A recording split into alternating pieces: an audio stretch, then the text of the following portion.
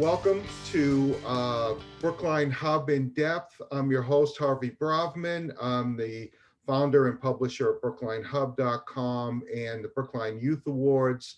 Hope you all join us for our 11th Brookline Youth Awards that will be on April 29th. I am here with Raul Fernandez, Brookline Hub In-Depth. We hope to bring you impactful interviews with the important people, organizations, and subject matters that affect the Brookline community. Today, we'll be talking with one of the important people and talking about one of the important subject matters. I want to thank you, Raul, for your service. This is Raul Fernandez, Select Board Member. Brookline, I want to thank you for your service to the community, especially since the onset of the pandemic. And also thank the volunteers for both the Reform Police Task Force and your task force, the Reimagining Task Force. Both task forces it was obvious that a lot of effort went into this, and not only effort, but effort from very skilled people went into putting this together. First off, Raul, tell me a little about the last year from the perspective of being a Brookline Select Board member and also being a human being trying to navigate the pandemic. Yeah. Well, first off, Harvey, thanks for having me here and for doing this series, but all you do for Brookline, it's so important. This last year, like a lot of folks, it's been a difficult year. With its sort of bright moments here and there, and sort of family and has been really good. Fortunately, my family has been well, and that's been great. But of course, it's been tough. It's been tough trying to figure out how to reorient ourselves to work, to each other, to community engagement and what that looks like, to this work on the select board. I think as a community, we've done a fairly good job keeping cases low, a fairly good job finding ways to continue the important work that needs to happen, even despite this pandemic that's going on, and finding ways to support each other, to try to support our small businesses where we can, to do the things that we know we need to do to make sure that we've got a strong community on the other side of this. So it's been a bit of a tough year, but I think I'm proud of sort of how we collectively have gotten through it, and fortunately I'm feeling pretty good myself about where things are looking right now. Great. One of the things that the pandemic brought us is maybe one of the only positive things after the murder of George Floyd by Minneapolis police officers. The Black Lives Matter movement took to the streets, and millions of people that were previously not Black Lives Matter supporters, or maybe not publicly Black Lives Matter supporters in our neighborhood.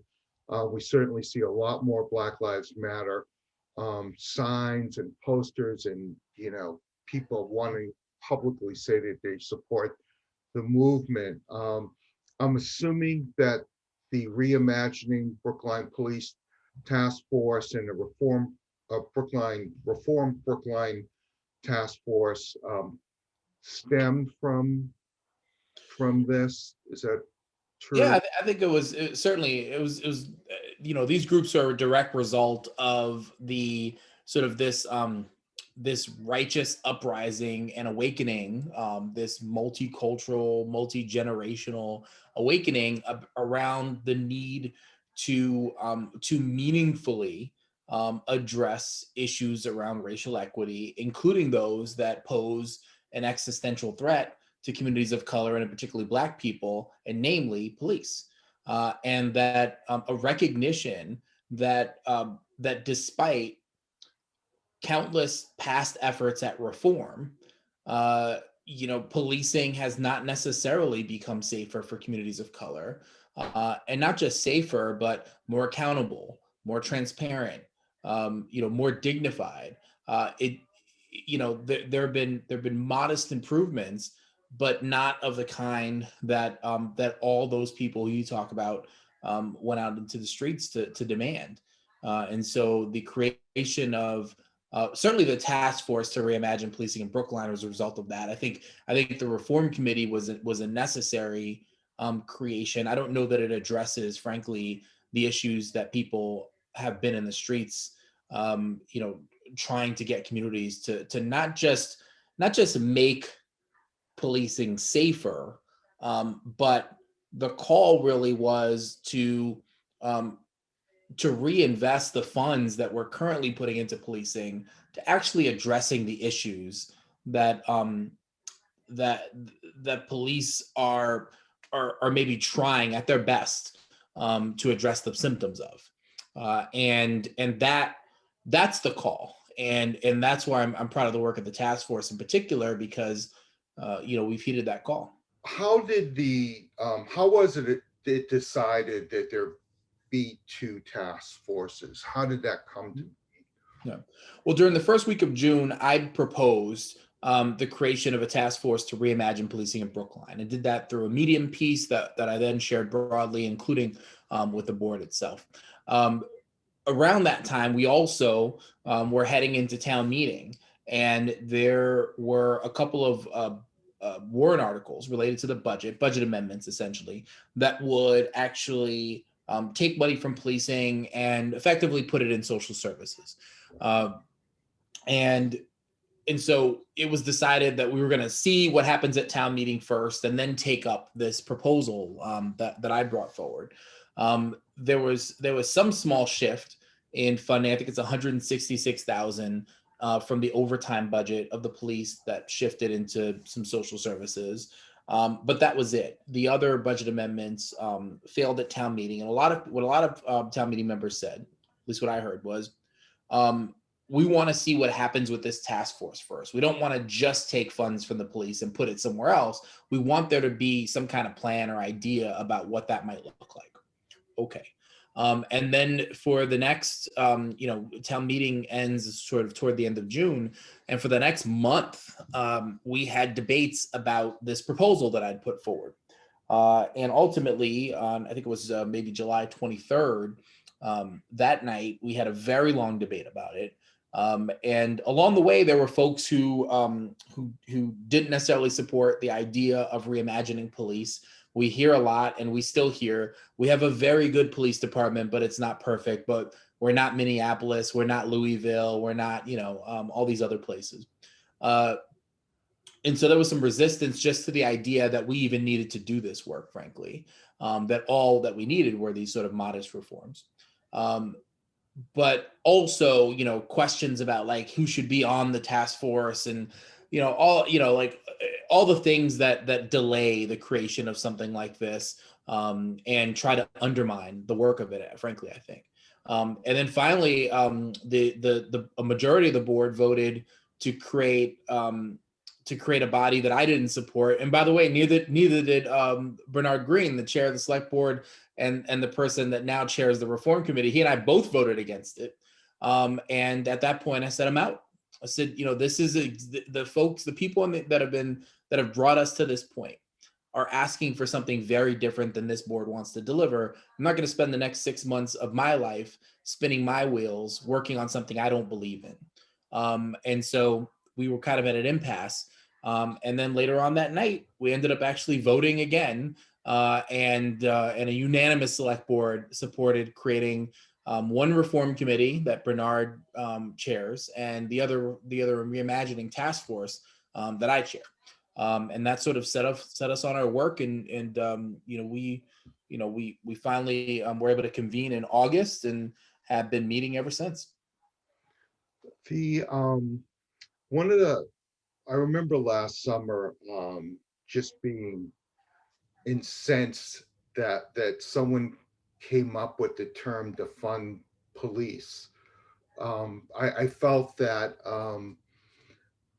as a person who would love to see a police forces all over reimagined, the idea of the funding then led to this, I would say the other side, the people who are right leaning um, politically, to say that what was being said was that the police forces should be eliminated, and really the funding really should have been reimagined, right?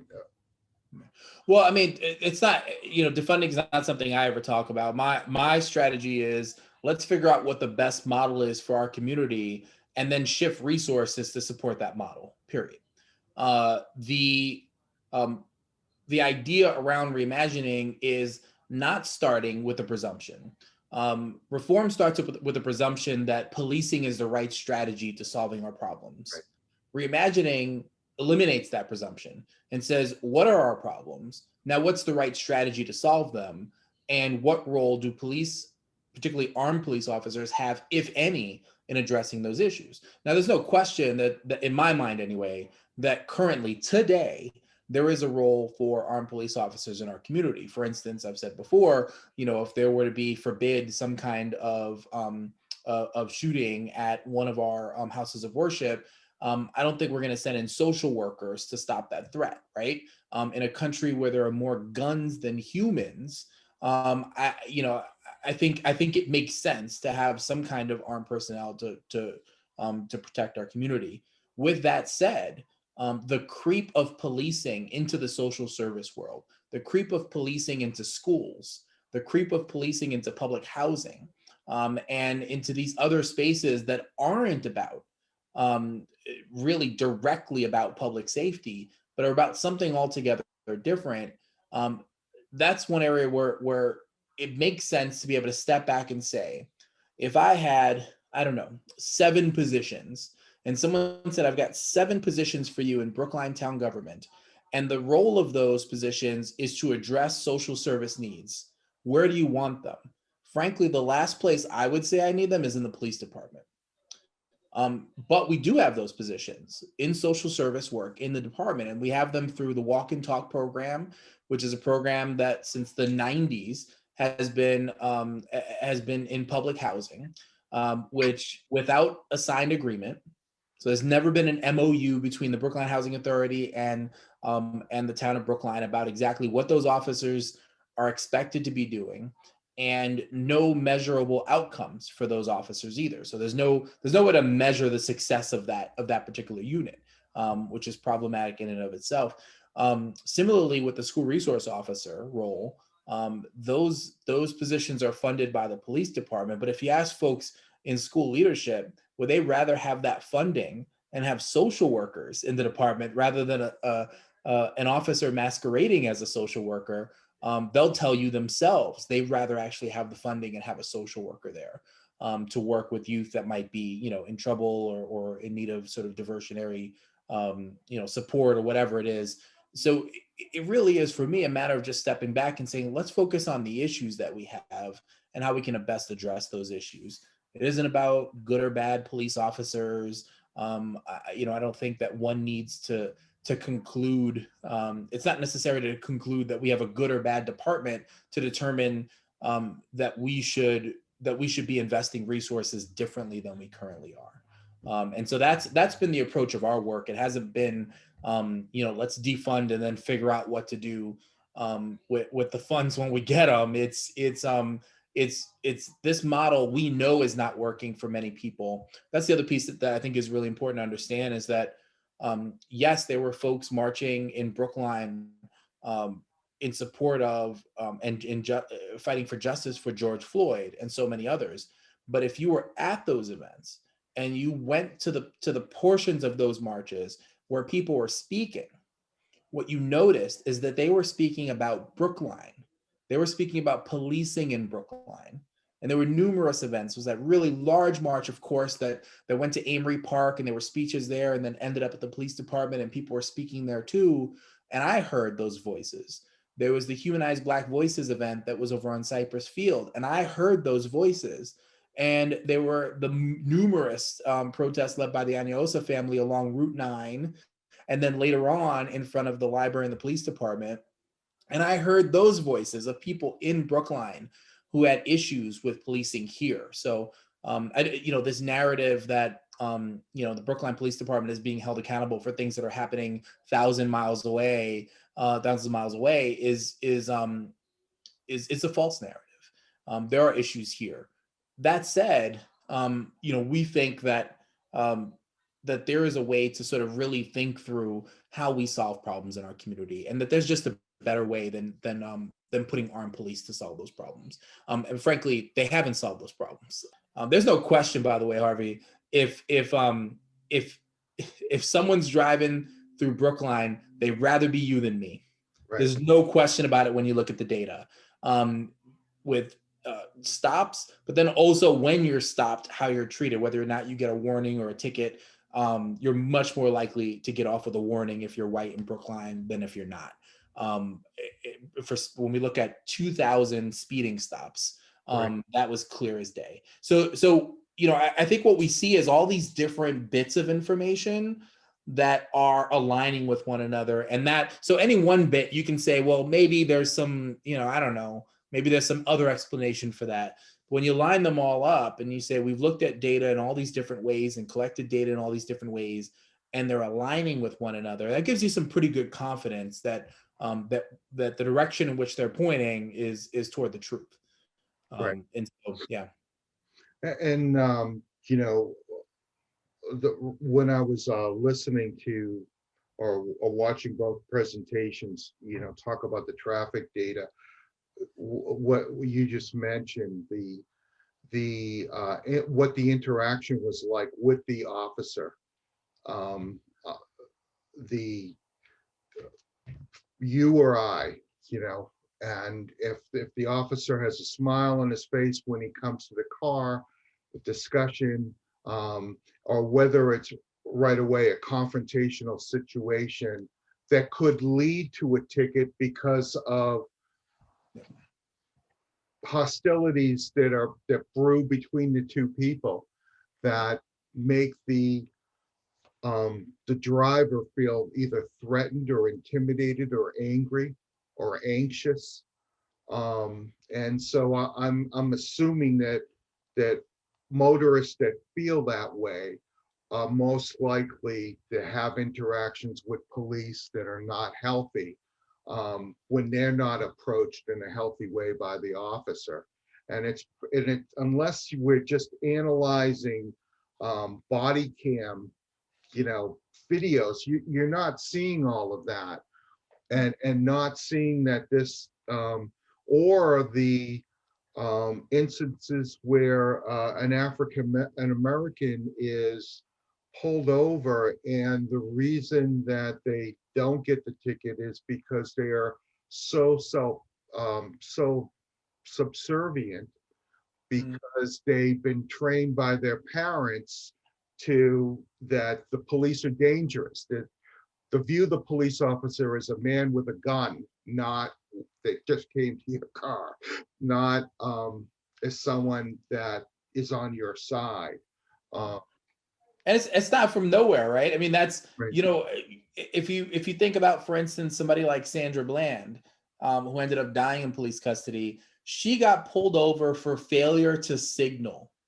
And because the officer there did not think she was being deferential enough to him, because she in this moment decided while she was waiting to get her ticket, to smoke a cigarette, and he wanted her to put it out, and she said, why should I put it out? Like, I'm in my car, it's my property, I'm able to do this. Like, I'd just like my ticket and be able to go on the way. He ended up literally dragging her out of the car. Remember, at that point, she had committed no crime. Failure to signal was the only infraction she had committed. And because she wasn't deferential enough, she was literally dragged out of her car by this man. And I'm not even sure what resisting arrest, but for what? She had done nothing to be arrested for, right? That's one instance. The instance with Fernando Castile being another one, where he was someone who lived in a state where you could carry a gun with a license, and did exactly what you want somebody to do, which is say, officer, I have a gun. I also have a license for that gun. And then was shot and killed, having not reached for done anything, just literally was just shot. These are the things that people, it's not just fairy tales. These things have happened. And folks are right. And the list can go on and on and on and on and on, of course. And that these are concerns that people have. We've got to, again, step back and think, ask ourselves, why are we having armed officers give traffic tickets? The thing we want people to do is to drive more safely, right? Is to maybe not go so fast, is to, maybe have stopped a little bit longer at that stop sign or whatever it is, right? Why is it necessary that officers be the one to to do this work? We're not so sure that it is, frankly. Now, Do you think that if it was non-officers, that motorists would be more likely to ignore them and keep driving? Or I think not, honestly. I mean, that's kind of like, I think not. I mean, it's not that people aren't disrespectful, for instance, to traffic enforcement officers that give parking tickets. Sometimes they are, right? People can just be mean. Um, but the ticket is written and the infraction is cited, and there you go. I mean, it is what it is. Now are you asking if a car came up behind you and you knew Brookline didn't have officers do traffic enforcement, right, if somebody would just ignore it? I suppose they could, but then there's a recourse, right? right, Then there's failure to stop for a traffic enforcement officer, and you can actually have some kind of fine associated with that. And all you have to do is actually be able to capture their license plate, right. and make a report and be able to do that. So I think there's ways to deal with that. I think what happens here, though, is what you end up doing is decreasing the stress level, because people say, well, traffic stops are dangerous. And I say, well, they're dangerous because cops conduct them, right? If you know that you're getting pulled over and it's not by an officer, and the only possible reason you're getting pulled over is because you committed a traffic infraction, and the only thing that's going to happen in that encounter is you get a ticket. No one's looking up to see if you have warrants. Nobody's going to ask you to get out of your car. No one's going to search your vehicle or anything like that. All they're going to do is give you a ticket. You pull over, you get the ticket. Maybe you try to talk yourself out of it, but Right. you get the ticket and you go on your way. And that's it. There is no reason why that ends up being a violent encounter, right? No reason whatsoever. But we have to sort of change our orientation to what a traffic stop is. There are also all kinds of issues around bias just with traffic stops, right? So select board member Hamilton asked, like, well, if you have non-police doing traffic stops, don't you still end up with bias? And the answer is potentially. You don't end up with the kind of bias that leads to someone being, handcuffed unnecessarily, or a violent encounter, or those kinds of things. Let me, by the way, say one other thing that I think is really important. There is a narrative that I think some people hold in their minds, that police conduct traffic stops, and in those traffic stops, they get violent or dangerous people off the streets and weapons and things like that. One of the things that we saw clearly in the data provided by the police department is that almost no traffic stops, just traffic stops alone, lead to any dangerous person or thing getting off the streets. It just doesn't happen in Brookline. When you do see arrests connected with a traffic stop, it's because somebody was driving recklessly and speeding and was under the influence of alcohol. Then you see an arrest with that traffic stop. But the idea that there are simple traffic stops for a broken taillight or failure to signal or even speeding that somehow lead to getting dangerous people off the streets, it is a fantasy. It simply doesn't happen. And so I think we need to take that and remove that from the equation, because when we look at the data, it just doesn't happen. We're just talking about who should be giving tickets to people when they go too fast. That's all we're talking about right now. And again, I don't think that having police do it meets the necessary standard, that it's necessary that police do it, then we have to hit all of our other points. Is it better that we do, is the better to do it than not do it, and all those other things? And I think some of those questions are debatable. We're going to take a quick break for some information on our nonprofit BrooklineHub.com, and then catch you all on the other side. Hi, my name is Danielle Myers of ADW Video Productions and BrooklineHub.com. BrooklineHub.com is a 501c3 nonprofit online publication dedicated to community building through local reporting and events. Brookline Facing Civil Rights was produced by our founder, Harvey Bravman. The film is about the experiences of African Americans who helped break the wall of segregation that existed in Brookline before the civil rights laws were passed in the 1960s. Last year, the film sold out the Coolidge Corner Theater and included a panel discussion on inclusivity. You can stream the film and the discussion on BrooklineHub.com in exchange for a donation to the Brookline Community Foundation's Safety Net Fund. You can also stream Soul Witness, a film that features interviews with Brookline Holocaust survivors conducted 30 years ago, on soulwitness.org. We're back with Raul Fernandez, Select Board member for Brookline.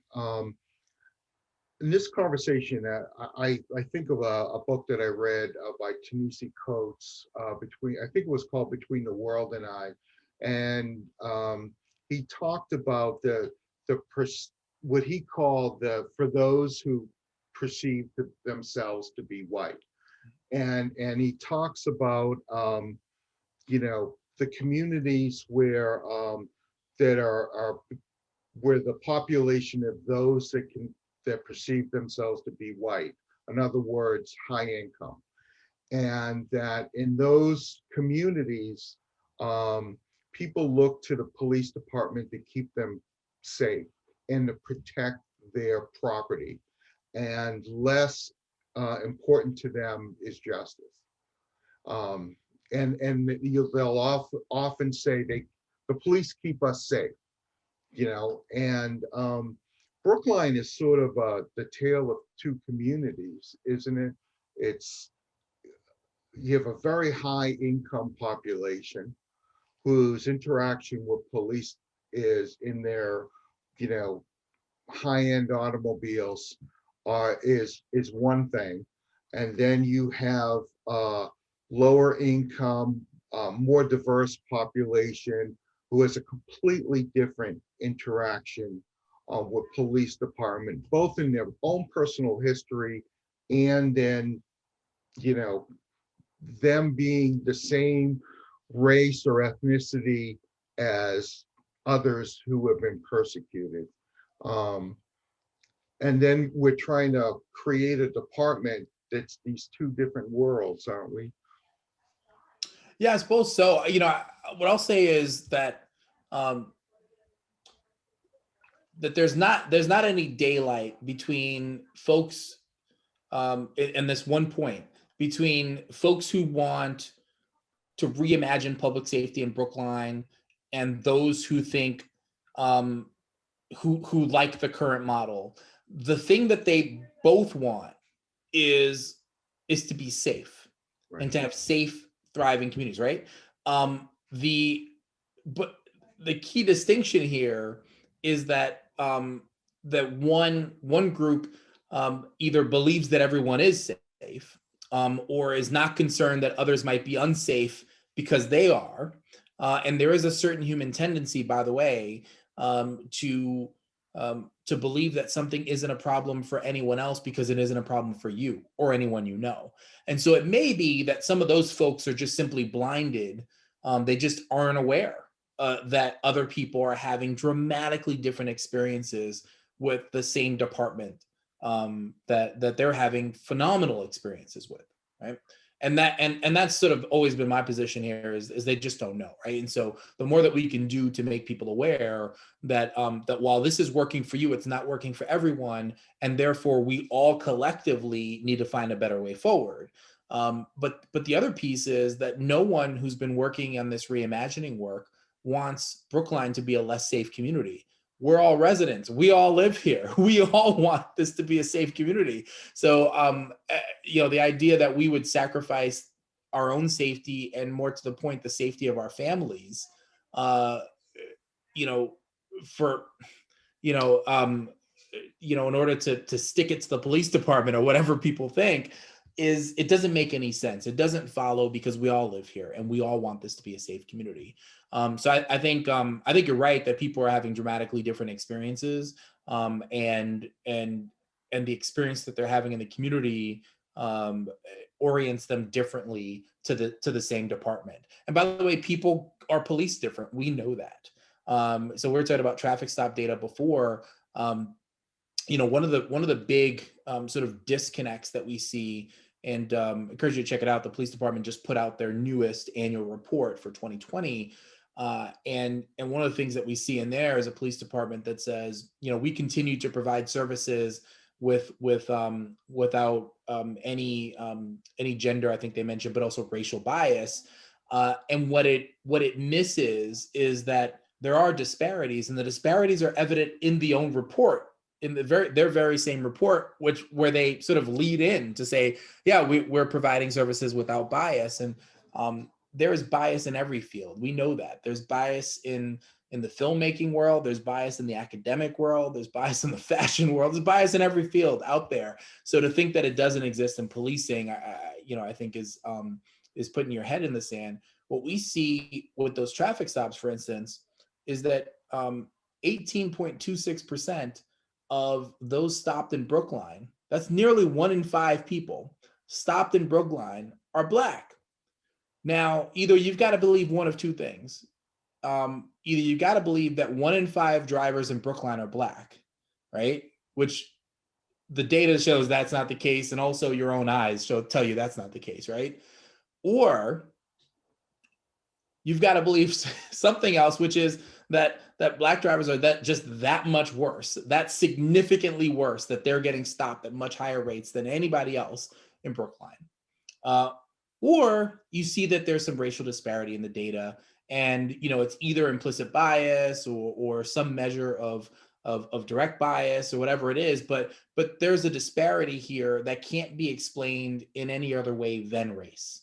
And that's where we are with those data. And so this is, when we talk about, I think this is difficult for people to understand, so I just want to put a fine point on it, is we talk about things like disparate impact. And what we see is, when you cannot trace any one stop, right? You may be able to, but it's difficult to trace any one stop to either direct bias or implicit bias. We just never know enough of what's happening in someone's head to know whether or not that particular stop was related to some form of bias. We just can't know, right? But when we look at the big data, when we look at the numbers and we see the differential, that's how we know the bias is there. It may not be racism with a capital R, but we do know we have a racist system in which, again, if you rather be Harvey than Raul driving around the streets of Brookline, there's no question about it, because we also see those data with Latinx drivers, and by the way, Asian drivers too in Brookline, right? The other thing that's important to recognize is that the vast majority of people stopped driving in Brookline don't live in Brookline. It's actually, I think Brookline residents account for only 14% of stops in Brookline. The 86% of stops are people who do not live in Brookline, right? In any case, I think that's one of those, we've got to look at a disparate impact, and we've got to be willing to say there's a problem if we're going to do anything if we have any hope of fixing that problem. And what I've been trying to do, and I think our task force is trying to do, is, even as we think that much of what we should be doing going forward is reinvesting resources rather than spending money to solve the symptoms of issues, investing money to solve the problems themselves. We think that, but we know there's still going to be a police department at the end of this process. And our position, I think, has been, they've got to come to the table and be willing to admit that it's not all roses, that there are real issues that need to be addressed. And until, the department, you mentioned Prentice Pilot before, and Zarimas Gun, another officer, both who blew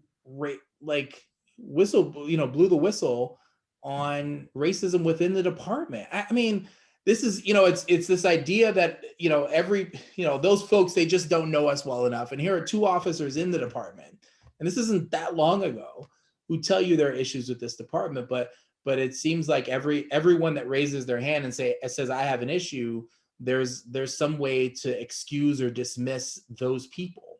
And that's young people, that's families in Brookline Housing Authority properties, and that's these two officers themselves who said there are issues. But we just continue to see this. And I from the very beginning, Harvey, like before I was even elected to being a select board member, I reached out to and met with Chief O'Leary to say, like, hey, I think policing is a real important issue. I'd love to know more about it in Brookline and work with you on these issues.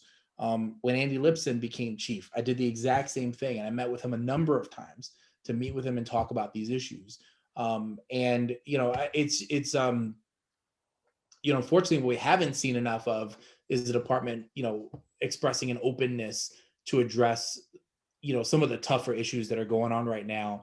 And I'm sad to say, I don't think that the reform efforts that have been ongoing this year have dug deep enough to really address those issues. When you mentioned rather be me than you, I just wanted to bring up the as a Jewish person, it's always difficult because we originally derived from the Middle East, so more like Iraq, Iran, that Egypt, that kind of area, Israel, obviously. But a lot of us are born this generation into relative privilege. I was pretty poor when I grew up, but I'm dirt poor actually. But it's always interesting because like we're considered white except by white supremacists. Right. Right. They've got enough hate to go around. Right. It seems. Yeah. So I just lost sight of my question there for a second, but regained it quickly. The positive side to your one of the positives to your recommendations, the Reimagining Task Force recommendations, is those people who think that Brookline Police is doing a great job, that have had no negative interactions with Brookline Police, that think that Brookline Police is totally unbiased, and across the board they have just a favorable opinion. None of these proposals that your task force is making will have a negative effect on those people, right? I mean, that's there's no downside for that.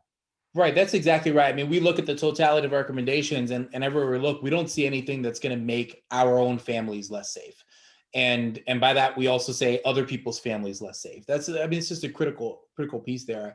And I think we probably need to talk more about that, because I understand that that's a driver for people, that they and I think also, this task force has suffered from what a lot of groups do, which is people believing that the task force is doing something that it's simply not doing, right? Which is trying to disband the police, or trying to defund the police, or trying to abolish or eliminate policing.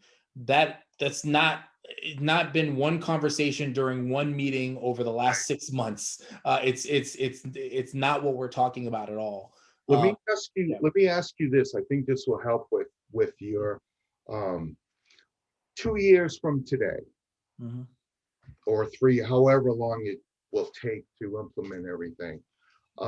Give us a vision of what Brookline will look like, what the police force will look like, but also what the Brookline Forward or whatever it ends up being called looks like. How does it all look? Right. So our vision is to create a new agency in the town of Brookline. Our code name is Brookline Forward. It might be called something else. But the idea here is to take existing services. I mean, we have the Office of Diversity, Inclusion, and Community Relations, the Council on Aging, Veteran Services, these types of social services that we have, as well as the sort of Health and Human Services, what most people know as the Health Department. and really start to bring some of those services together in a way in which the whole is greater than the sum of its parts, right? And get more coordination going on, and enhancing those services with an Office of Youth and Family Services, an Office of Immigrant and Refugee Services, an office around economic equity. And what we're talking about here specifically is really starting to better understand the root causes of inequity in Brookline, right? So we're talking about people not just who are able to provide direct social services, i.e. social workers, but people with the ability to analyze data, to conduct assessments in our community, to really get at the heart of where the pain points are for the people in our community who need it most. And those are vulnerable populations, like some that I mentioned, like the elderly population in Brookline, folks who live in public housing and subsidized housing, communities of color, young people, those populations in Brookline. What are the pain points, and how do we actually work to address these long-standing issues with meaningful, durable solutions that are actually going to work over time, not just sort of like address the symptoms when they flare up. So that's a big piece of it. Another piece of it is, and this came through the work of our subcommittee on vulnerable people and people in crisis. And this is building out a team, much like folks have heard of maybe the Cahoots program in Eugene, Oregon. In Denver, there's also the STAR program. And what they do is they actually send out a different team that are not police on calls that are not dangerous calls, right? And there's a very strict protocol. If there's a chance that this might be a dangerous call, police take the lead. If there's no chance that police that there would be a dangerous that this will be a dangerous call, they don't. And what we saw, for instance, in Denver, they've been operating for 6 months, and I think it was 748 calls that they've addressed. And that group, which is usually someone with a social work background and somebody with a medical background, they've responded to that number of incidents, and no one has been arrested. There's been no need to bring in the courts. All the costs, by the way, associated with that too. There are costs to counties, municipalities to do those kinds of things.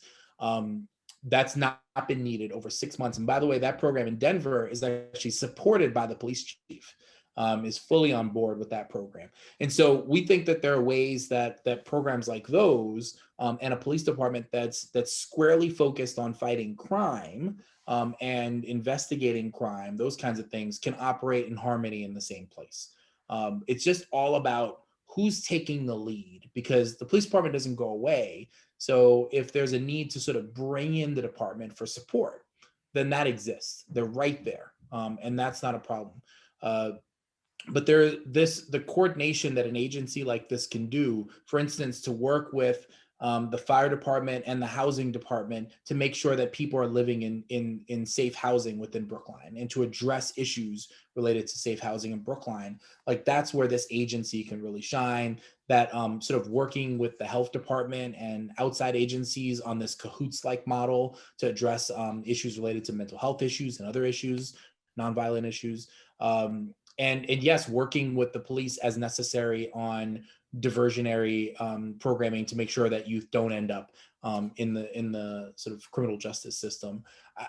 But having this group take the lead on that. And right now, you hear this around the country, and even in Brookline, we've heard it too, is the police have stepped in because the other resources weren't there. What we're saying is, okay, let's provide the resources so they don't have to step in those ways, and let's have them focus on their core mission.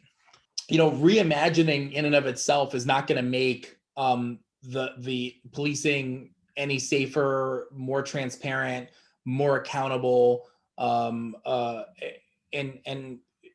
oversight needs to do that, right? And so, to the extent that there are less police civilian encounters, then inherently policing becomes more safe. However, we've got to figure out, there are things, for instance, like, and this is an area where maybe Brookline's done better than some of our peer communities, but in with respect to de-escalation training, bias training and things like that. But with that said, I think there's a way that oversight can actually help if the police department doesn't think of it as a negative and doesn't approach it as a negative, but rather approaches it from a simple place, which is a community gets to decide how it's policed, not the other way around. And this is something that Brookline residents, I think, really need to take to heart, that we don't have to be policed in this way just because Boston is, or Newton is, or Minneapolis is, or some other place. We get to decide. This is our Brookline police force. We get to decide how we're policed, right? And there's some limitations at the state level and elsewhere, but for the most part, we get to decide this approach. We also get to decide, how we hold officers accountable for doing things that we as a community have decided are not within the scope of their duties. And that it includes use of force, but also if you look into the data from that survey that we talked about before, there were the opportunities to write free form responses, and certainly the opportunity, say, if you've had good experiences, tell us about those, and people did. But the opportunity to say, if you've had bad experiences, tell us about those, and people did. The number one thing we saw in there was rudeness, disrespect, surliness on behalf of police officers in Brookline. And that's one area where there needs to be a lot more oversight and engagement to get involved in training that out, because you've already got all the power. You've got the gun, you've got the badge, you've got the authority. You literally have the authority to put your hands on someone, to put someone in cuffs, to detain them, to do all these things. You don't need to be rude to them. You don't need to be mean to them along the way. You just simply don't. And we see that happening. I mean, you just look down the list and it comes up over and over and over again. And these letters only went out to Brookline residents to have them do this. So we don't even know the stories, Harvey, of the people who passed through Brookline and dealt with those kinds of things. Right. We only know the stories of Brookline residents, and there are many. So that's, we do think that there needs to be some significant oversight there, and that frankly there should be. I mean, this shouldn't be unfamiliar if you think about the sort of the military, that there's civilian oversight of the military. I mean, this is not unheard of. Now, what some people think is that the select board is the one that's supposed to provide that oversight, and they're not wrong about that. The issue is the select board doesn't have the ability to provide what's really needed is frankly almost week to week oversight of this department. And the select boards, oversees all these different departments, and there are lots of things going on at any given time. And the select board members are all virtually unpaid part-time people.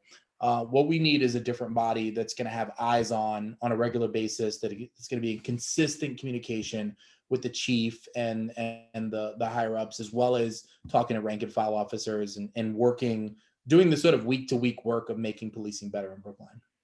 And the police department has such a tough task. Aside from the actual work of policing,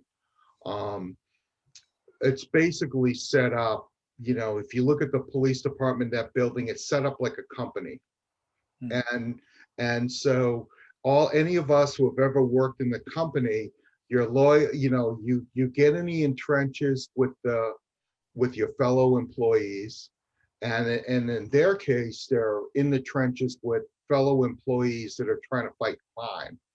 And the tendency is to protect each other and to be loyal to each other. And so it's a difficult task for the upper management of this police department, that to really enforce, or to the messaging with the police officers, that their loyalty is to justice and to the community, and not to each other. And that's not very intuitive.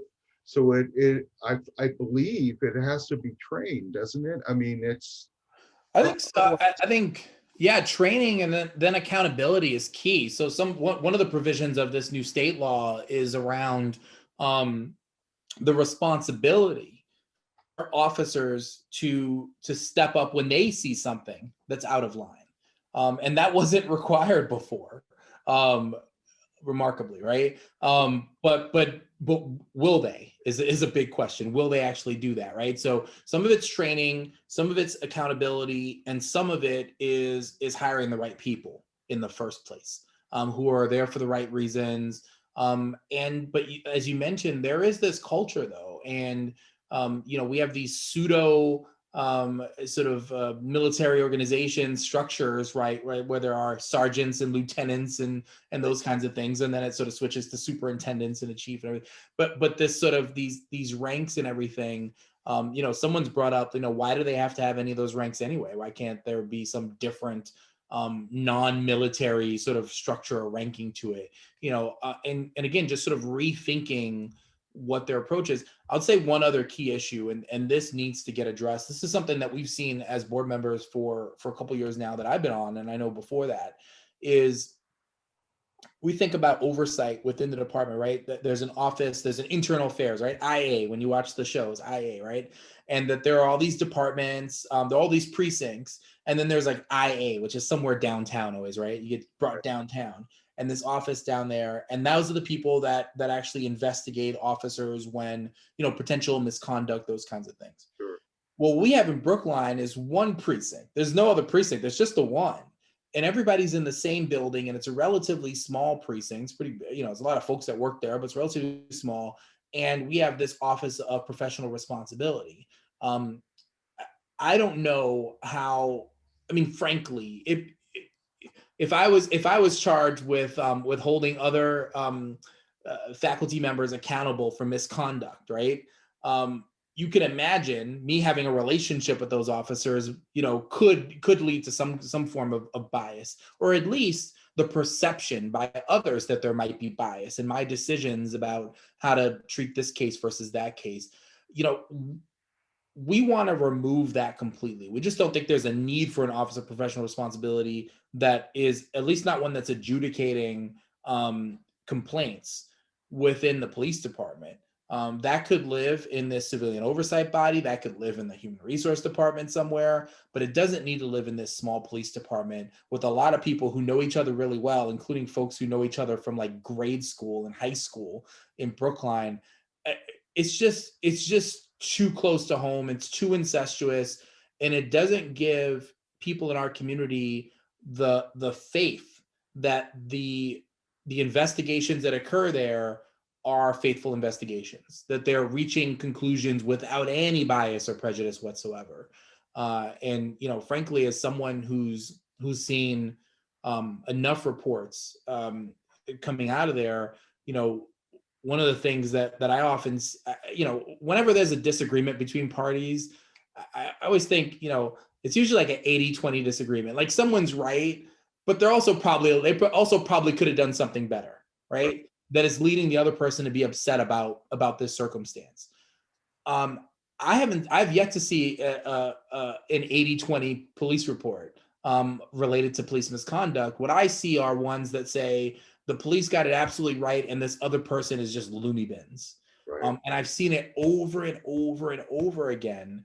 And it doesn't give me the faith that when I get an appeal that comes my way as a select board member, and as they say, police commissioner, when an appeal comes our way, I don't know whether to rely on this report or not. And that should never happen. I should be able to say, look, a faithful investigation was conducted with no bias, no prejudice whatsoever. And here were the findings.